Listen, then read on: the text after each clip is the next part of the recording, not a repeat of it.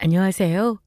저는 서울 강서구에 살고 있는 30대 후반의 아이를 둔 엄마로 불과 1년 전 불의의 사고로 남편을 떠나보내야 했습니다.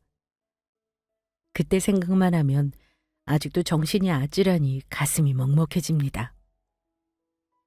아직도 남편이 꼭 저의 곁에 살아있는 것 같은 게 지금 제 현실이 믿기지가 않을 때가 있으니까요. 그 당시 남편을 떠나보낸 것도 힘들었지만 그런 저를 더욱 힘들게 한 것은 가장 믿고 있던 사람의 배신이었습니다.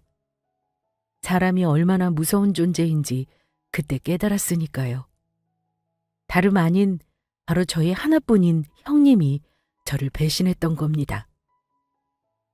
저희 남편이 교통사고를 당하고 위독한 상황에서 저희 형편이 어려워지자 그런 저를 도와주겠다고 손을 내밀어 놓고 노예처럼 부리며 이용해 먹었던 거예요.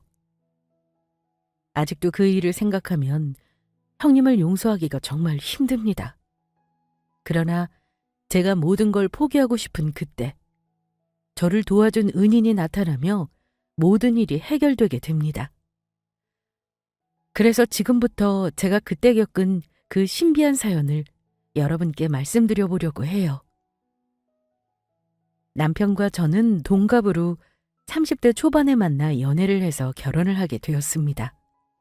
남편은 다정다감한 성격의 성실한 사람으로 특수청소 일을 했는데 그래서인지 굉장히 돈을 잘 버는 축에 속했어요.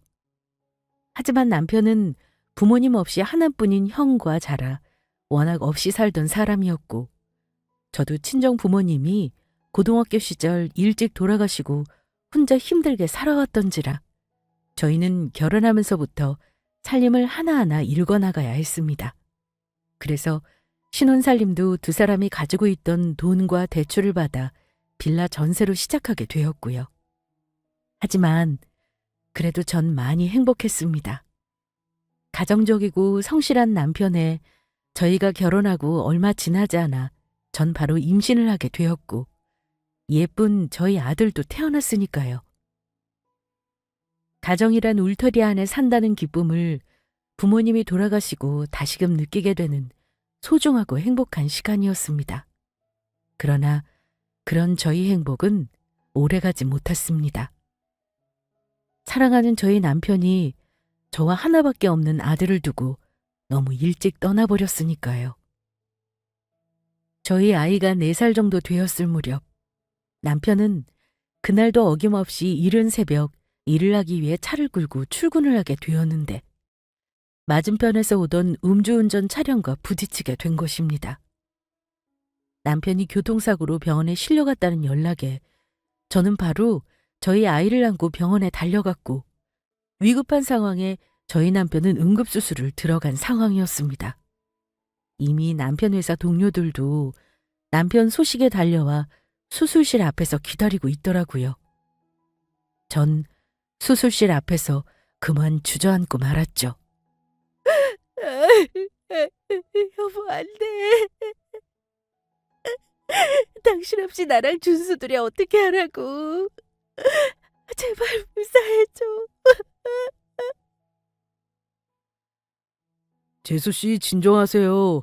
민혁이 별일 없을 겁니다. 금방 수술하고 깨어날 거예요. 맞아요. 팀장님 괜찮을 거니까 사모님 기운 내세요. 이럴 순 없어. 우리 남편 어쩌면 좋아. 누가 좀 살려주세요. 그리곤 전 남편 회사 동료가 들고 있는 남편 작업복 점퍼에 묻어있는 핏자국에 그만 기절하고 말았습니다. 재수씨, 정신 차려보세요, 재수씨. 누가 여기 의사 좀 불러주세요. 사람이 쓰러졌어요. 제가 깨어나 정신을 차렸을 때는 남편의 수술이 끝난 상태였어요.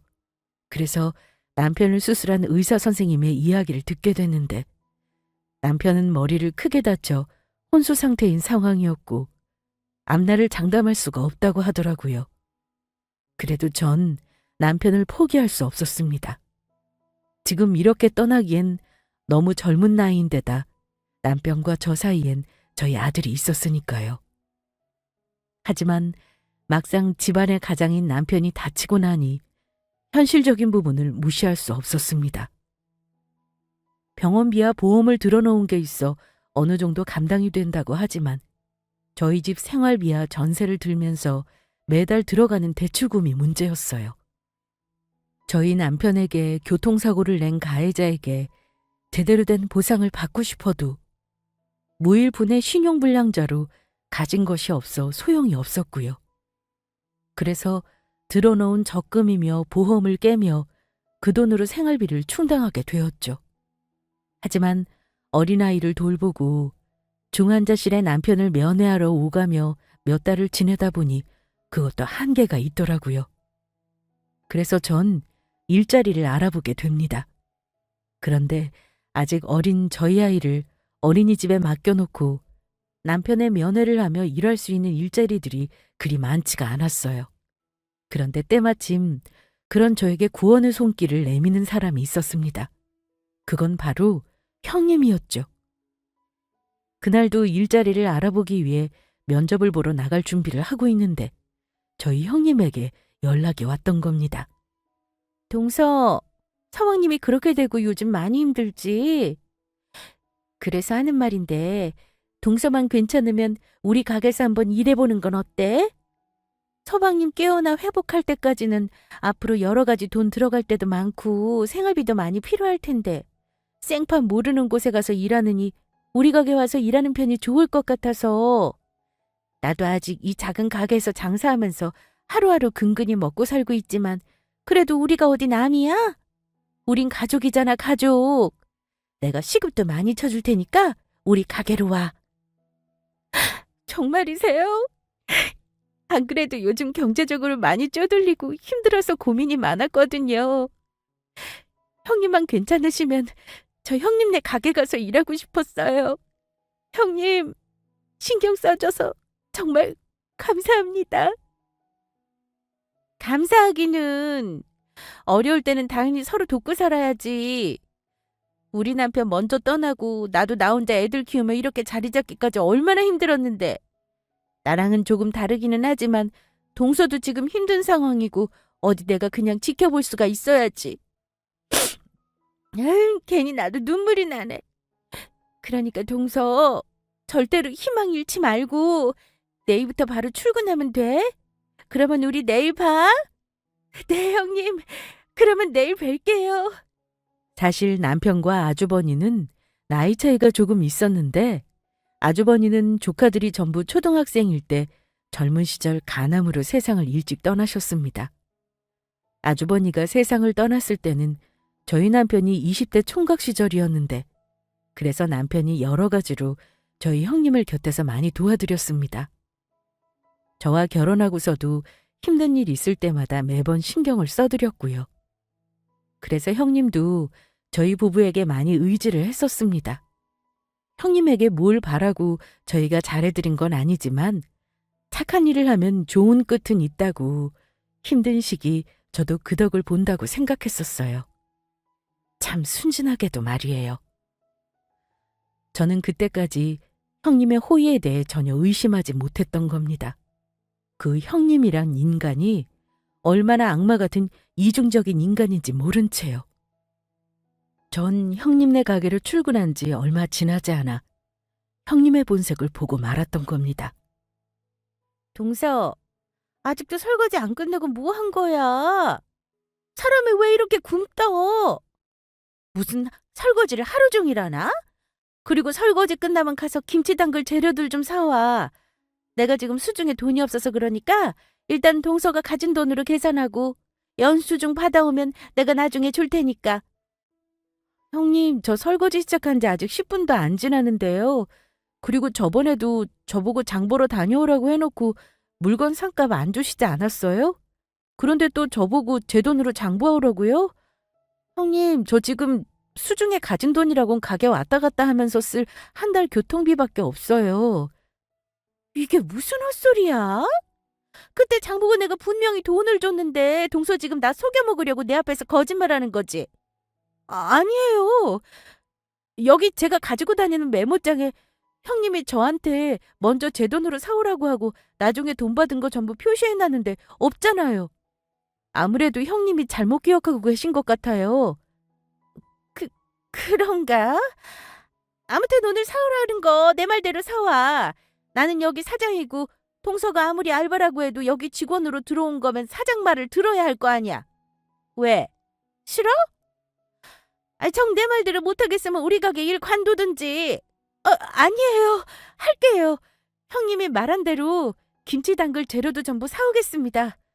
솔직히 제가 형님네 가게에 들어가서 일을 하자마자 달라진 형님의 태도에 충격을 받았었습니다. 세상이 원래 이렇게 냉정하고 삭막한 건가 싶기도 하고 세상에 혼자 남겨진 기분이었죠. 그 당시에는 믿고 의지했던 남편도 위중한 상태였고 기댈 곳 하나 없던 저에게 세상은 정말 무섭기만 했어요. 그러면서 드는 생각이 옛날 어른들 말처럼 세상에 믿을 사람이 없다는 생각뿐이었죠. 가장 믿을 수 있다고 생각한 가족마저 이렇게 뒤통수를 치는데 도대체 누구를 믿을 수 있을까 싶었습니다. 삭막한 세상에 저와 아이 둘만 남겨진 기분이었어요. 그래도 전 악자까지 버텨내야겠다는 생각이었습니다. 저에게는 제가 지켜야 할 아이와 병원에 입원해 있는 저희 남편이 있었으니까요. 그런데 그런 생각이 들수록 저희 아이에게 미안해지더라고요. 남편이 교통사고가 나고 병원에 입원하고 나서 저희 아이에게 제대로 신경 써줄 틈이 없었으니까요. 그런데도 4살 배기 저희 아들은 저한테 떼를 쓰는 법이 없었습니다.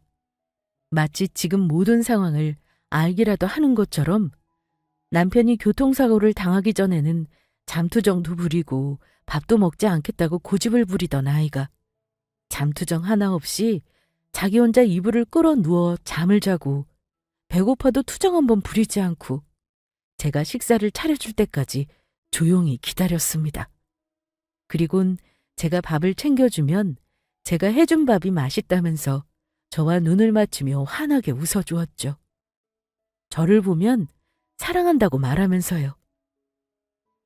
엄마가 해준 밥이 최고. 엄마 예뻐. 사랑해. 아마도 그건 저희 아이가 엄마에게 힘내라는 말을 하고 싶지만 그 표현이 뭔지 몰라 해주는 일종의 위로 같았어요. 어린 것이 뭘 안다고. 그런 아들의 모습이 고맙고 대견하면서도 몹시 미안하고 가슴 아팠습니다. 그런 와중에 저에겐 또다시 일이 생기고 맙니다.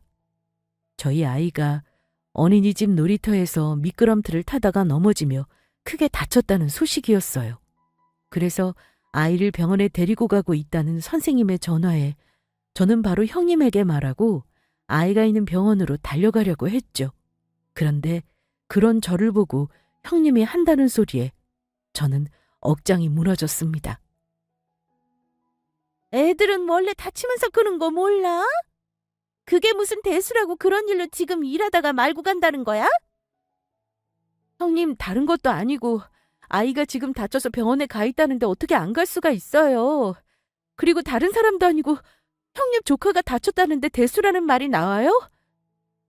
어느 엄마가 자식이 다쳐서 병원에 가 있는다는데 가만히 직장에서 별일 아니다 생각하고 일을 하고 있겠냐고요. 그래서 지금 내 허락도 없이 가겠다는 거야? 가뜩이나 가기도 바쁜데 동서 가면 식당 일은 누가 하라는 거야? 음식이야 어차피 형님이 가르쳐준 레시피대로 주방장님이 전부 만들고 솔직히 형님 저 오고 나서 가게 일 저한테 맡겨놓고 일 안 하시지 않았어요? 지금 형님 저 가면 일해야 하니까 귀찮아서 저희 아이가 다쳤는데도 못 가게 막는 거 아니냐고요. 죄송하지만 전 지금 저희 아이 상태 보러 병원 가봐야겠어요. 어차피 저 시급으로 받는 알바고 지금 간다고 형님이 돈 나가는 것도 아니니까 가보겠습니다. 야! 거기 당장 못 서? 이 잡거사 당장 거기 서라고! 저는 형님 말을 무시하고 바로 병원으로 달려갔습니다. 어떻게 저희 아들 큰엄마라는 사람이 본인 일하기 귀찮다고 조카가 다쳤는데도 가지 못하게 막는 것인지 그때는 정말 저희 형님이 사람이 맞나 의심이 들 정도였습니다. 병원에 가보니 저희 아이는 팔에 금이 간 상태였고 당분간은 깁스를 하고 다녀야 한다고 하더라고요. 그런데 그동안 아무리 힘들어도 꾹 참고 저한테 눈물을 보이지 않던 아이가 이번에는 적잖이 놀랐는지 저를 보자마자 울음을 터뜨렸습니다. 엄마 준수 아파. 준수 미끄럼틀에 넘어져서 했어. 그래, 우리 준수 많이 아팠지? 엄마가 너무 늦게 와서 정말 미안해. 엄마가 우리 준수한테 정말 많이 미안해. 그래서 저도 모르게 저의 아이를 따라 울음을 터뜨리고 말았죠. 저도 힘들었던 일이 쌓이다 보니 그동안 꾹 참았던 눈물이 저희 아이 울음에 나와버리고 만 것입니다. 게다가 저를 가슴 아프게 하는 일이 거기서 끝이 아니었습니다. 저희 형님이 기어이 제 뒤통수를 치다 못해 저에게 사기를 치려고 했으니까요. 그날은 월급날이 되어 통장을 확인하는데 제가 일한 것보다도 적은 금액이 월급으로 들어왔던 겁니다. 그래서 전 형님에게 따질 수밖에 없었죠. 형님, 이게 어떻게 된 건가요? 지금 통장에 돈 들어온 거 확인해 봤는데 제가 일한 것보다 금액이 너무 적게 들어와서요. 물에 빠진 사람 구해주니까 보따리 내놓으라고 한다더니 동서 정말 뻔뻔하네. 나는 동서 생각해서 어렵게 일자리까지 주고 나름 신경도 많이 써줬는데 배은망덕하게 일도 매일 그따위로 엉망으로 해놓고 또 얼마 전에는 애 아프다고 마음대로 일하다 말고 가버렸으면서 지금 나한테 제대로 된 월급을 받길 바라는 거야? 동서, 매번 서방님 면회 간다고 일하다가 말고 가버려. 준수 어린이집 끝나고 데리러 가야 한다고 가버려. 일하다 말고 중간에 빠진 게 어디 한두 번이냐고. 그래서 내가 너무 억울해서 동서가 우리 가게 일하면서 먹은 식대값을 좀 뺐어. 그래서 불만이야? 형님, 제가 처음 일할 때부터 밥은 공짜로 먹여주신다고 하지 않았어요? 그리고 제가 일을 못하긴 왜 못해요? 같이 일하는 주방장님도 저보고 성실하다면서 일 정말 잘한다고 했는데요. 저 여기서 일하느라 손에 주부습진까지 걸렸다고요. 게다가 남편 면회랑 저희 아이 어린이집 끝나서 데리고 간다고 하고 나갔을 때 제가 시간 많이 비운 것도 아니고 퇴근하기 5분 전, 10분 전이었잖아요. 그때는 제가 할 일 다 하고 가는 거니 괜찮다고 가보라고 해놓고 이제야 왜 딴 말씀을 하세요? 그리고 저희 아이 다쳤을 때는 그러면 아이가 병원에 갔다는데 가만히 있어요? 형님은 형님 자식이 다쳤는데도 그렇게 말할 수 있으세요? 지금 형님이 저한테 준 돈 최저시급도 안 되는 거 알고 계시느냐고요? 이게 어디서 버르장머리 없이 어른한테 매번 꼬박꼬박 대들어? 됐고, 그렇게 정 우리 가게에서 일하는 게 불만이면 당장 관두든지. 우리 가게만 이러는 줄 알아? 동서가 집에서 살림만 해서 뭘 모르나 본데 다른 곳에서도 다 나처럼 한다고. 그래도 우리가 남도 아니고 가족이니까 이렇게 해주는 거지. 동서처럼 행동했다가는 다른 곳에서는 국물도 없어. 뭘 알기나 하고 짓거리라고. 하지만 저도 더는 참을 수가 없었습니다. 제가 사회생활을 안 해본 것도 아니고 남편과 만나 결혼하기 전까지 나름 열심히 일해본 경험이 있었으니까요. 설마 가족끼리 사람을 이용해 먹을 줄 생각도 못하고 믿고 있던 겁니다. 처음부터 저를 이용해 먹기 위해 접근했던 형님의 시커먼 속내도 모른 채 너무나 순진하게요. 너는 가족한테 월급도 제대로 안 주고 이용해 먹냐? 멀쩡한 사람 노예처럼 부려먹는 게 네가 말한 가족이냐고. 그래, 좋아. 이 거지 같은 가게 관둬주면 될 거 아니야. 굶어 죽어도 다시는 당신 가게에서 일 안 해. 너 지금 나한테 너에다 당신이라고 했냐? 나보다도 나이도 어린 새파란 것이. 네가 그렇게 말하면 누가 무서워할 줄 알고? 내가 주는 돈으로 나한테 빌붙어서 먹고 산 거지 주제 어디서 주둥이를 나불거려. 나야말로 너 같은 거 해고다. 그러니 앞으로 우리 서로 남남으로 살자고. 나도 너 같은 거 없어지면 괜히 가족이라고 챙겨주지 않아도 되고 좋다고. 아주 속이 시원하다. 버르장머리 없는 것. 형님은 그렇게 말하며 저에게 주방에서 닦던 설거지물을 제 얼굴에 부어버렸죠. 그래서 저도 똑같이 형님의 얼굴에 설거지물을 부어버렸습니다. 화가 난 형님은 저의 머리채를 잡았고 저도 당하고만 있지 않았습니다. 형님의 머리채를 잡고 같이 싸웠거든요. 그리고 전 그동안에 쌓인 원한과 서름을 형님에게 제대로 갚아줬어요. 형님이 저한테 제대로 혼이 났으니까요. 형님이 싸움에서 지자 저를 경찰에 신고한다고 했지만 저도 형님을 경찰에 고소할 거라고 하자 아무 말도 못하더라고요. 그렇게 저와 형님과의 인연은 끝난 듯 보였습니다. 하지만 저희 불행은 형님 가게를 관두는 것으로 끝나지 않았습니다. 받아들이고 싶지 않은 현실이 기어이 저에게 닥쳐왔으니까요. 남편이 결국 저와 아이를 두고 떠나버렸던 겁니다. 병원에서 남편이 위독한 것 같다고 오라는 소리에 달려갔고 그날 남편은 그렇게 저와 어린아이를 두고 영원히 떠나버렸습니다. 정말로 세상에 저와 저희 아이만 남은 것이죠. 남편이 떠나고 전 남편 장례식장에서 하염없이 울기만 했습니다. 그때는 정말 아무 생각도 안 들더라고요. 그저 삶이 너무 허망했고 지칠 대로 지친 상황이었거든요. 그냥 이 모든 것이 현실이 아닌 것처럼 느껴졌습니다. 이제는 더는 삶의 희망이나 바람도 없이 그저 세상이 저를 버린 것 같았습니다. 그런데 늦은 저녁 정말 상상하지도 못한 일이 저에게 벌어집니다. 말끔하게 차려입은 남편 또래의 한 남자분이 저를 찾아왔던 겁니다.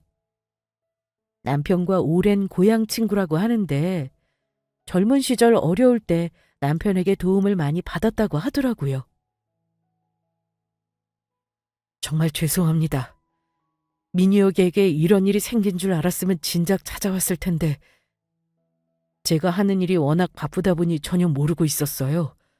서로 자주 안 봐도 마음을 아는 사이라 오래 연락 안 해도 서로 잘 있겠거니 그렇게 생각하고 있었거든요. 다른 사람은 몰라도 제가 민혁에게 그러면 안 되었는데 재수 씨, 정말 죄송합니다. 아니에요. 저도 가끔 남편이 자기 친구 중에도 잘 나가는 능력 있는 친구 있다고 자랑해서 진영 씨 알고 있었어요. 변호사 하신다면서요. 네. 제가 지금 변호사가 될 수 있었던 것도 전부 민영이 덕분입니다. 이건 민혁이가 재수 씨 만나기 전에 젊은 시절 일이긴 한데 사실 저희 집이 많이 가난했었거든요. 그래서 제가 변호사 되려고 알바하면서 로스쿨 다니고 있었을 때인데 그때 저희 아버지께서 갑자기 암에 걸리신 거예요. 집이 워낙 가난하니 아버지 보험을 들 생각을 전혀 못했고요. 그래서 저희 집에 가진 돈도 없으니 저도 로스쿨을 관두고 돈을 벌어야 하는 건 아닌지 민혁이한테 일자리 좀 달라고 찾아갔더니 그놈이 나중에 갚으라며 저희 아버지 수술비를 대신 내주었지 뭐예요. 그때 제가 얼마나 고마웠는지 몰라요. 그전까지는 세상에 저 혼자 버려진 것 같고 너무 힘들다 보니 왜 나만 이런 고생을 하며 살아야 하나 하는 생각에 세상이 많이 원망스럽고 힘들었는데 민혁이 덕분에 제가 세상을 보는 시각도 달라졌습니다. 민혁이는 저희 아버지뿐만 아니라 제 인생을 구해준 은인이나 마찬가지입니다. 그러니 재수 씨, 힘든 일 있으면 언제든지 저한테 말씀해 주세요. 제가 기꺼이 돕도록 하겠습니다. 그리고 이건 별거 아니지만 받아주시고요. 남편 친구인 변호사님은 그러면서 저에게 봉투 하나를 내밀었습니다. 그리고 봉투를 열어본 순간 전 깜짝 놀라고 말았어요. 봉투 안에는 1,000만 원짜리 수표 2장이 들어있었으니까요. 이건... 민혁이가 저에게 해준 것에 비하면 아무것도 아니지만 일단 그거라도 쓰고 계십시오. 민혁이 병원에 입원하면서 여기저기 돈 들어갔던 것도 많았을 거고 제가 드린 돈이 분명히 필요하실 겁니다. 변호사님, 제가 이렇게 큰 돈을 정말 받아도 될까요? 이러면 제가 너무 죄송한데. 그런데 저 이 돈 염치 없지만 받을게요. 제가 지금 너무 힘들어서 이 돈이라도 받지 않으면 정말 살아날 구멍이 없을 것 같아서요. 지금 당장 저희 전셋집 대출금 갚지 않으면 쫓겨날 상황이거든요. 제가 나중에 몇 년이 걸리더라도 이 돈은 꼭 갚도록 하겠습니다. 정말이지 고맙고 감사합니다. 감사합니다. 아니에요. 전 당연히 할 도리를 했을 뿐인걸요. 민혁에게 받은 은혜 지금 갚는 겁니다. 그리고 제가 말씀드린 것처럼 힘든 일 있으면 참지 마시고 언제든 저한테 말씀해 주셔야 합니다. 무슨 일이든 제가 바로 달려오도록 할게요. 전 변호사님이 주신 돈으로 급한 불을 끌 수 있었습니다. 덕분에 남편의 장례식도 무사히 치를 수 있었고요. 그런데 문제는 다른 곳에서 생겼습니다. 월급날이 지났는데도 형님이 그동안 제가 일한 월급을 주지 않는 것이었어요. 변호사님에게 도움을 받긴 했지만 그때 제 상황이 한 푼이라도 아쉬운 상황이라 전 형님에게 연락을 할 수밖에 없었고, 그러자 저의 문자와 연락을 전부 무시하는 것이었어요. 그래서 전 결국 형님 가게로 직접 찾아갈 수밖에 없었습니다. 형님, 어떻게 된 건가요? 왜 제가 일한 월급 안 주시는데요? 내가 왜 그 돈을 줘야 하는데? 저번에도 이야기했지만 솔직히 동서 우리 가게에서 일하면서 밥만 축 냈지 한 게 뭐 있다고? 그리고 사방님도 죽고 우리 이제 남남인데 무슨 돈을 달라는 거야? 경찰 부르기 전에 내 가게에서 당장 꺼져!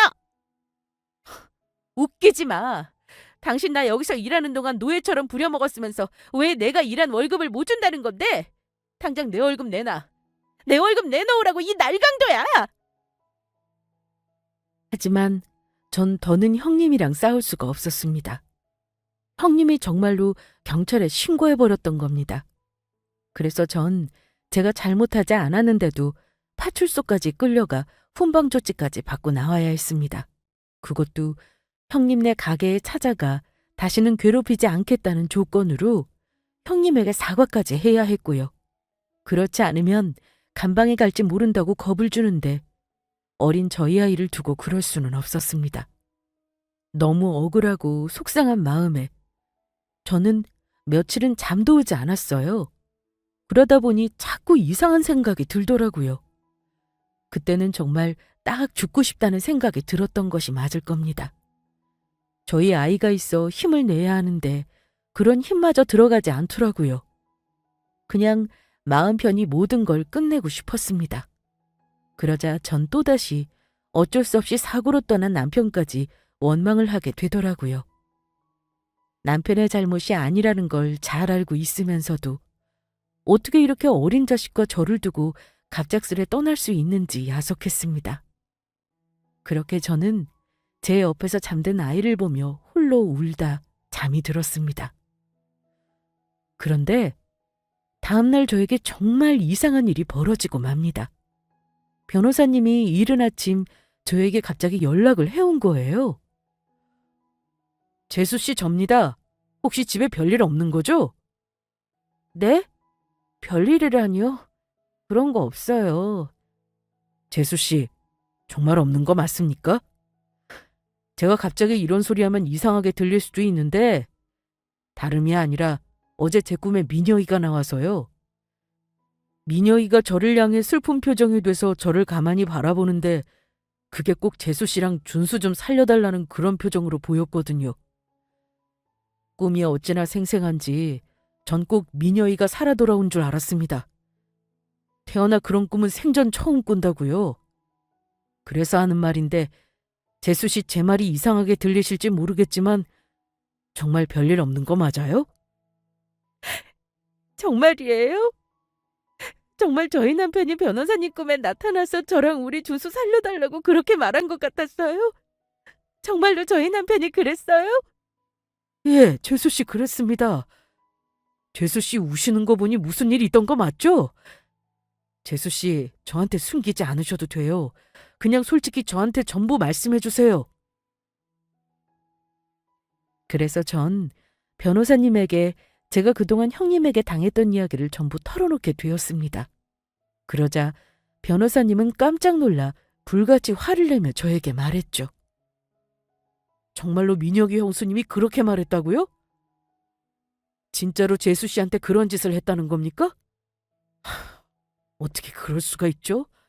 사람이면 민혁이를 봐서라도 재수 씨한테 절대 그러면 안 된다고요. 민혁이가 지 형수한테 어떻게 했는데요? 민혁이한테 그렇게 큰 은혜를 입어놓고 은혜를 원수로 갚다니. 은혜를 원수로 갚다니요? 변호사님 그게 무슨 말씀이세요? 민혁이 형수님 가게 그거 본인 가게 아닙니다. 그거 민혁이가 결혼 전에 형수님이 하도 사정이 힘들다고 앓는 소리를 하니까 그동안 청소일하면서 모은 돈으로 민혁이가 자기 이름으로 형수님한테 차려준 가게라고요. 그 이후 재수 씨 만나서 결혼하게 된 거고요. 민혁이가 갑작스레 떠나는 바람에 그 사실을 재수 씨한테 말하지 못했나 보네요. 지금까지 민혁이한테 그런 은혜를 입어놓고 재수 씨한테 그러다니 절대 용서할 수 없습니다. 정말 사람도 아니라고요.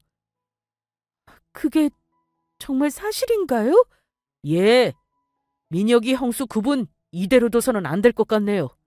정신 차리게 제대로 혼 좀 내줘야겠습니다. 재수 씨, 앞으로 일 저한테 전부 맡기세요. 제가 알아서 다 처리해드리겠습니다. 변호사님의 말에 전 너무 놀라 한동안 멍한 상태로 있었습니다. 그리고 차츰 정신이 들자 형님을 도저히 용서할 수가 없었어요. 남편은 고등학교를 졸업하자마자 청소일을 시작했었고 그래서 혼자 고생하는 형님 모습에 남편 본인이 모은 돈으로 가게를 열어 형님이 장사를 할 수 있게 해준 겁니다. 본인이야 아직 젊고 앞으로 돈을 벌면 되니까요. 그러다가 몇 년 후 저와 만나 결혼을 하게 된 것이고요. 그래서 저와 결혼 전의 일이기도 하고 남편도 갑작스레 저와 아이 곁을 떠날 줄 몰랐으니 형님을 배려하는 차원에서 저에게 이야기를 하지 않았던 것 같습니다.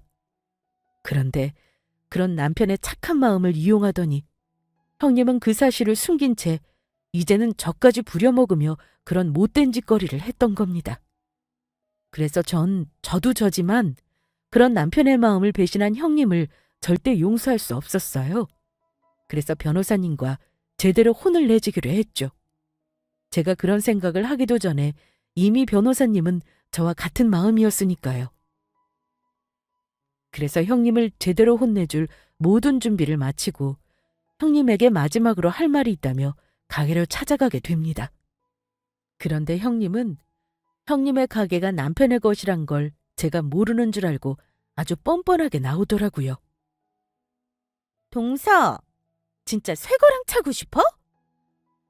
그때 경찰한테 끌려가 파출소까지 다녀왔으면서 다시 날 찾아온 거야? 내가 다시 한번 내 가게 찾아오면 그때는 용서하지 않을 거라고 말했었지? 나한테 그런 짓을 해놓고서 도대체 무슨 낯짝으로 찾아온 거야? 그리고 옆에 갇혀온 저 남자는 또 누구고?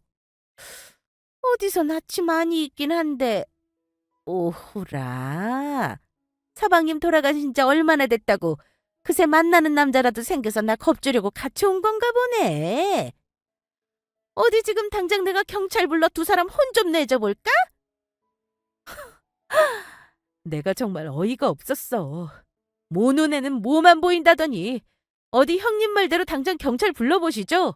나야말로 내 가게에 멋대로 들어와 있는 당신 경찰관 분들 보고 데리고 가라고 할 테니까. 형님, 그동안 저희 남편이 차려준 가게에서 일하면서 공짜로 돈 버니 좋았어요? 알아보니 여기 가게에 저희 남편 거라면서요. 남편도 떠났고 그러면 이 가게는 법적으로 권리가 있는 건 저와 우리 아이일 테고 그러니까 그만 제 가게에서 꺼져 주시죠.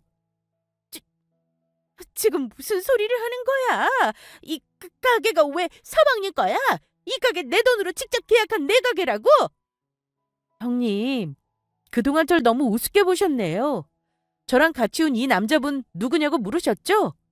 바로 제가 선임한 저희 변호사님이세요. 그것도 저희 남편과 오랜 시절부터 알고 지낸 친한 친구라고요.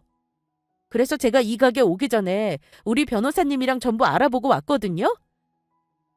건물 주인분 만나서 남편 이름으로 임대차 계약한 거랑 영업 등록증 신고한 거, 사업자 등록받은 것까지 전부 확인하고 왔다고요.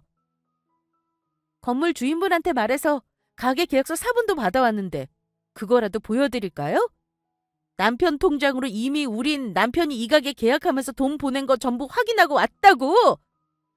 이 가게 우리 남편 거 확실하고, 그러니까 당신 그만 내 가게에서 꺼져! 동서, 그동안 내가 잘못했어. 그러니까 나 한 번만 봐줘라.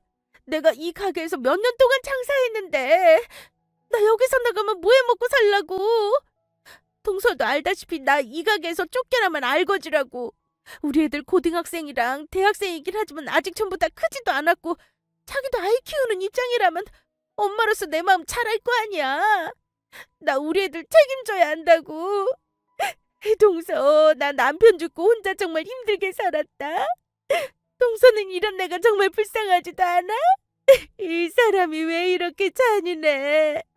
우리가 남도 아니잖아. 이보세요, 아줌마. 어디서 지금 연기하세요? 잔인한 건 아줌마겠지.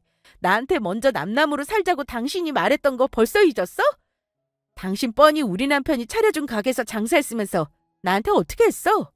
내 남편 가게에서 나한테 일자리 주는 거면서 나 부려먹고 월급도 떼어먹고 트집 잡아서 있는 구박 없는 구박 다 하고 심지어 우리 애 다쳐서 병원 실려갔는데도 날 가지도 못하게 했지? 나야말로 묻고 싶네. 어떻게 혼자 자식 키운다는 여자가 같은 입장의 사람을 그렇게 못살게 굴면서 괴롭힐 수가 있는지! 나한테 그래놓고 감히 지금 당신 자식들 들먹이면서 봐달라는 소리가 나와? 그리고 아줌마, 우리 남편 돈으로 가게 차려서 공짜로 장사하면서 그동안 재산 많이 모은 거 내가 모를 줄 알았지? 알아보니 아줌마 아파트에 작은 건물까지 하나 샀더라? 그래놓고 우리 부부 앞에서는 매번 혼자 아이 둘 키우느라 힘든 척 연기했었지? 당신 도와준 우리 남편은 교통사고 나서 떠나고 나랑 우리 아이는 당장 길거리 나앉게 됐는데도 당신은 그런 나를 도와주기는커녕 거머리도 아니고 죽고 싶은 내 등에 빨대를 꽂고 없는 피까지 쪽쪽 빨아먹으려고 했다고. 네가 그러고도 사람이야? 너 같은 건 인간도 아니야. 이 짐승보다도 못한 것. 어떻게 우리 남편의 은혜를 나한테 원수로 갚을 수가 있어? 젊은 시절 고생하면서 당신 도와준 우리 남편을 위해서라도 당신 절대로 용서 못해. 그런데 다음에 아주 황당한 일이 벌어졌습니다. 제 말에 더는 할 말이 없어지자 우는 척 연기를 하던 형님이 오히려 저에게 큰 소리를 치고 나갔던 겁니다. 이 싸가지 없는 것. 나보다 한참이나 어린 것이 그렇게 나온다 이거지? 그래, 여기 서방님이 차려둔 서방님 가게다. 그래서 뭐 어쩌라고? 그래도 여기서 몇 년 동안 장사하면서 가게 잘 되게 한 건 바로 나라고. 그러니까 이 가게는 내 거야. 어디 법적으로 할 수 있으면 해봐. 하지만 형님의 말에 웃는 건 바로 저였어요. 그동안 참고 있던 변호사님이 나서기 시작한 겁니다.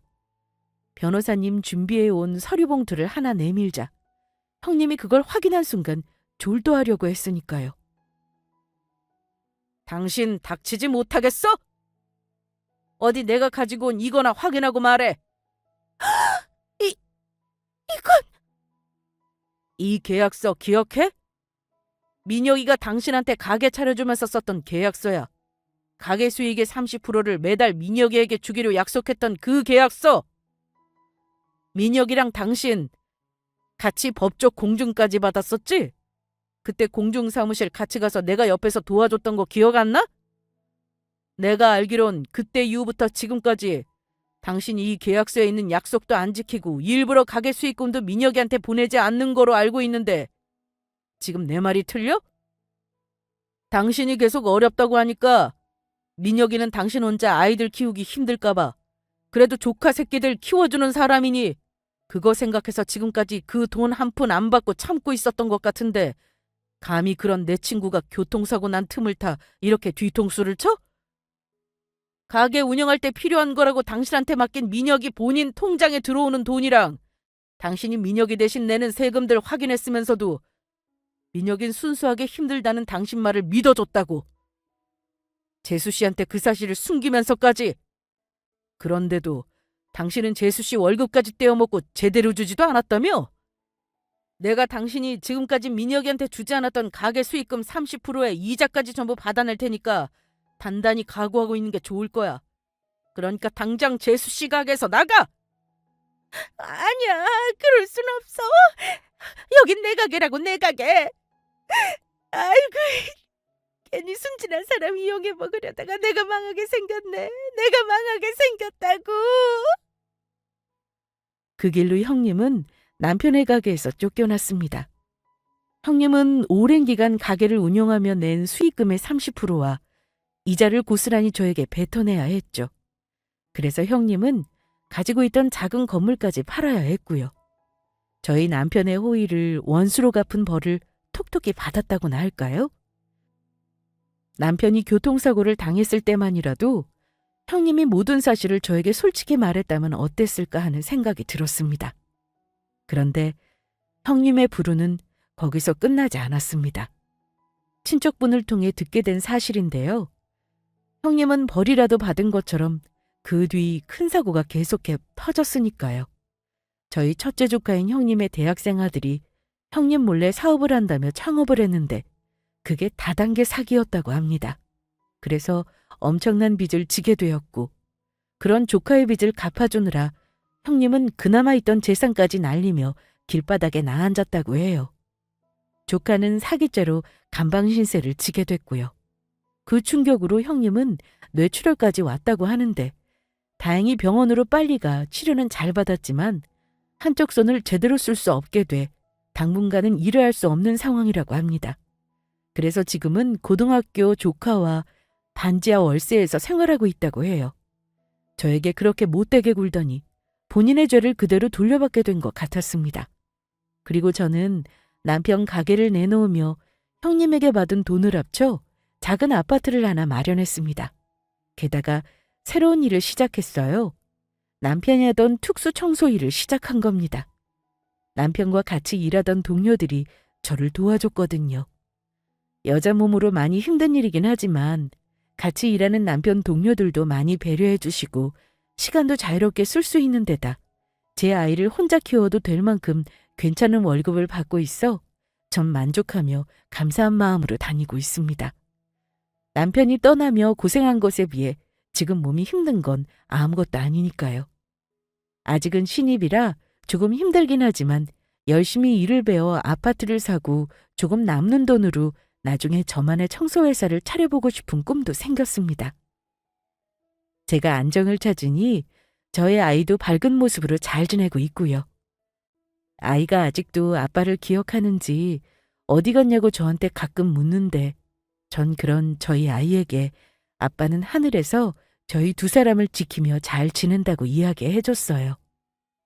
남편이 떠나고 이 세상에 저 혼자뿐이라고 생각했는데 제가 이렇게 힘든 고비를 넘기며 잘 자리 잡을 수 있었던 것은 많은 주변 사람의 도움 때문이었어요. 게다가 제가 일어날 수 있게 저를 도와주신 남편 친구인 변호사님께는 그저 감사할 따름입니다. 나중에 알고 보니 남편이 본인 명의로 형님에게 가게를 차려주며 계약서까지 써서 공증을 받았던 것도 전부 변호사님 덕분이더라고요. 변호사님이 남편의 일을 도와줄 때는 변호사가 된 지 몇 년 안 되었을 때인데 아는 공중 사무실에 가서 공증을 받도록 권유했었나 봐요. 어려운 형수님을 도와주는 건 좋은 일이지만 변호사 일을 하다 보니 별의별 일을 다 겪었고 사람은 아무리 가까운 사이라도 쉽게 믿으면 안 된다고요. 그래서 도와준 만큼의 대가를 받고 만약을 대비하라며 공증을 받아놓으라고 했었나 봐요. 그 덕에 저며 저희 아이며 살 수 있었습니다. 그래서 저도 기회가 되는 대로 주변 사람들을 도우며 살아가려 합니다. 그래서 적은 돈이지만 어린이들을 도와주는 후원단체 매달 조금씩 후원도 하고 있어요. 제가 그랬던 것처럼 저에게 후원을 받는 아이도 저의 작은 도움으로 큰 힘을 얻을 수 있을 테니까요. 비록 제 곁에 남편이 떠나고 없지만 남편을 대신해 저희 아이를 훌륭한 아이로 잘 키워보려 합니다. 좋은 직업이나 돈이 많은 것보다 마음이 따뜻하고 옳은 길을 가는 그런 훌륭한 아이 말이에요. 남편이 하늘에서 저와 아이를 지켜주고 있다는 사실을 변호사님 덕분에 알게 되었으니까요.